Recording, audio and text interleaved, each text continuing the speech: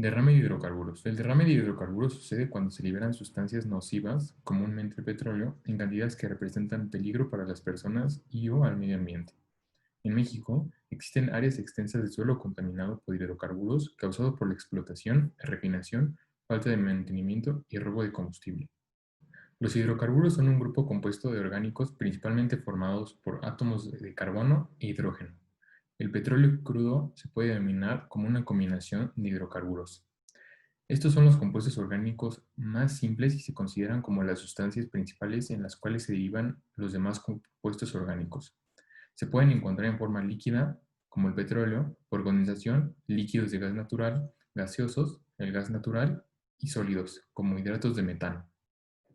Pues bien, ahora pasaremos a explicar un poco cómo son las estructuras moleculares de los hidrocarburos y del agua. Como ya sabemos, la estructura molecular de los hidrocarburos consiste principalmente de un armazón de átomos de carbono que están unidos a átomos de hidrógeno. Los hidrocarburos se van a dividir en dos grandes grupos, los alifáticos, que a su vez se van a dividir en tres subgrupos. Los alcanos, también conocidos como parafinas, son hidrocarburos saturados. Se van a denominar conforme al número de carbonos que tengan. Un alcano sería, por ejemplo, el metano. Analizando su estructura de Lewis, podemos ver que los dos carbonos están unidos a través de un enlace sencillo. Su geometría molecular es una tetraédrica. Los alquenos son también conocidos como olefinas, hidrocarburos no saturados que pueden presentar uno o más enlaces dobles. Un ejemplo es el eteno, que viendo su estructura de Lewis, nuevamente nos percatamos de que los dos carbonos están unidos a través de un enlace doble. Su geometría molecular es una trigonal planar doble. Los alquinos. Los alquinos son hidrocarburos no saturados que poseen uno o más enlaces triples. Un ejemplo es el etino. Su geometría molecular va a ser lineal. Los aromáticos son hidrocarburos que se caracterizan por tener un olor muy particular según el tipo del que se hable.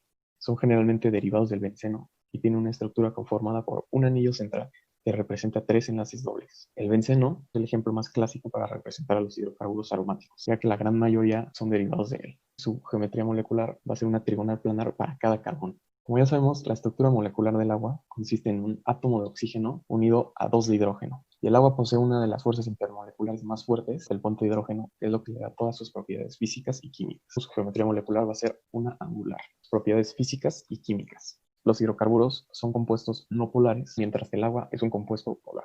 La densidad. A medida que el número de carbonos aumente, como ya dijimos previamente, las fuerzas intermoleculares van a ser aún más fuertes. Esto va a ocasionar una cohesión intermolecular y va a dar como resultado un aumento en la proximidad molecular, que se va a traducir, por supuesto, a una densidad mayor. La densidad de los hidrocarburos no suele pasar de los 1 gramo por centímetro cúbico. Y el agua, ya sabemos que se caracteriza por mantener una densidad muy estable de 1 kilogramo por litro. Solubilidad. Los hidrocarburos son compuestos no polares, por lo tanto, va a ser imposible disolverlos en sustancias polares. Solamente se van a poder disolver en sustancias como el benceno, el éter y el cloroformo. El agua se va a considerar como un disolvente universal, pero no se va a poder juntar con compuestos no polares. Los hidrocarburos de alta viscosidad van a fluir con dificultad, mientras que aquellos con baja viscosidad pues van a ser altamente móviles. Su viscosidad va a disminuir a temperaturas altas. La gasolina, que su viscosidad va a rondar cerca de los 0.4 a los 0.5 centipoas. Y el agua se va a mantener de una viscosidad relativamente constante, en donde va a rondar cerca de los 1 centipoas. ¿Cuáles son las interacciones moleculares entre sustancias químicas o involucradas? Las moléculas de los hidrocarburos se mantienen unidas por las fuerzas de dipolo inducido, mientras que las del agua por un puente de hidrógeno.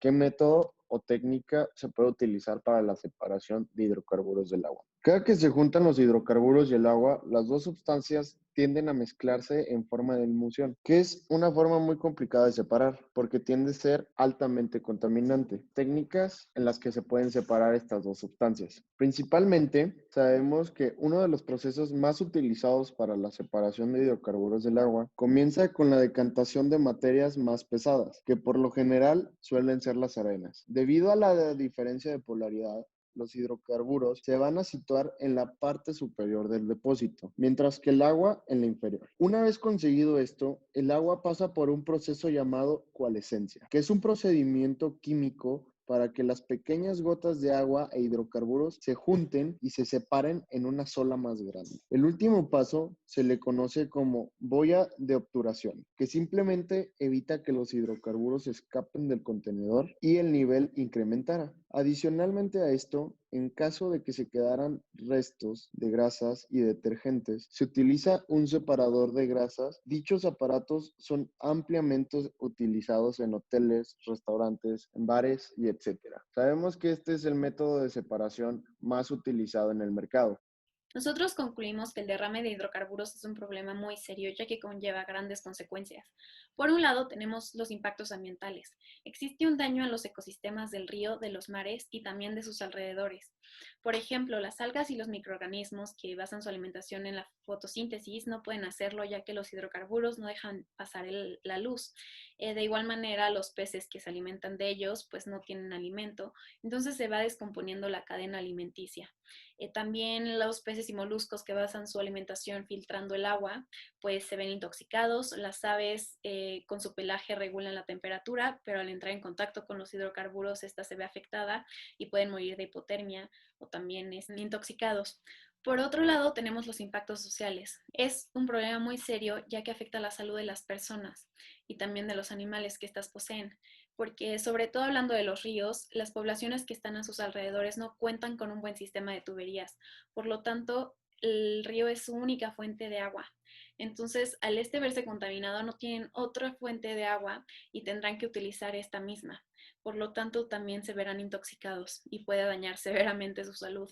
De igual manera, pueden pasar pobreza y hambruna, ya que esta agua la utilizan igualmente para regar sus cosechas y darle de beber a su ganado. Pero si estos dos desaparecen, no tendrán fuente ni de alimento ni de ingreso. Y por último, sobre todo aquí en México, hay una gran falta de atención por parte de especialistas en las poblaciones afectadas. Por lo tanto, las personas no saben cómo proceder en estos casos, ni cómo cuidar su seguridad ni su salud. Finalmente, cabe recalcar que en un ecosistema donde hubo un derrame mediano, tarda alrededor de 10 y 20 años en recuperarse, lo cual es un gran plazo de tiempo. Ahora hablemos del agua potable. Sus características son que debe ser incolora, sin color, inodora, sin olor, insípida, sin sabor. Esta debe estar libre de contaminantes, ya sean orgánicos, inorgánicos o radiactivos. También debe de carecer de elementos en suspensión. A veces cuando sale del grifo, debido a las tuberías puede verse un poco turbia, pero esto debe de quitarse en unos momentos. También debe de mantener una proporción determinada de sales y gases inorgánicos disueltos. Y finalmente, no debe tener microorganismos patógenos para evitar que la gente contraiga enfermedades. Aquí tenemos una tabla con los parámetros básicos en la medición del agua. Una de las propiedades del agua importante es la acción disolvente, es el disolvente universal. Esto es debido a su característica polar, capacidad de formar puentes de hidrógeno con sustancias polares e iónicas. Luego está la conducción eléctrica. El agua pura en su estado normal no es un buen conductor, pero cuando se mezcla con sales es un muy buen conductor gracias a los iones y cargas que se forman. Tiene la fuerza de cohesión entre moléculas. Los puentes de hidrógeno mantienen las moléculas fuertemente unidas. Capilaridad consiste en el acceso de la columna de agua a través de tubos diámetro capilar. La tensión superficial, por la diferencia que existe entre las fuerzas de la atracción que hay en el líquido y en la superficie, provoca una acumulación en la superficie y forma una delgada placa que opone gran resistencia. La toxicidad de los hidrocarburos del petróleo. Podemos categorizar como características tóxicas como el daño a la ecología marina a través de los diferentes efectos, la disminución de la resistencia infecciosa de las especies, en particular de las aves, por absorción de cantidades grandes de petróleo, muerte de los organismos por afección, muerte por exposición a los componentes tóxicos del petróleo, destrucción de los organismos jóvenes y recién nacidos en estas áreas, destrucción de las fuentes alimenticias de estas especies, efectos negativos sobre la reproducción y la propagación de la fauna y flora marina. De acuerdo con la Constitución Política de los Estados Unidos Mexicanos, el artículo 4, párrafo sexto, menciona: toda persona tiene derecho al acceso, disposición y saneamiento del agua para consumo personal, doméstico, en forma suficiente, salubre, aceptable y asequible. Y de igual manera, en el artículo 4, párrafo quinto, menciona que toda persona tiene derecho a un medio ambiente sano para su desarrollo y bienestar. Contestando esta pregunta, de acuerdo con la Constitución Política de los Estados Unidos Mexicanos, los derechos de los habitantes del municipio de Cadereyta Jiménez, Nuevo León, no fueron respetados y sufrieron de muchas consecuencias ambientales y contaminantes. Sin embargo, la compañía Pemex se hizo responsable y cargo de tal derrame y pagó indemnizaciones y la reparación de sus ductos petroleros, y estos costos llegaron a unos 150 millones de pesos.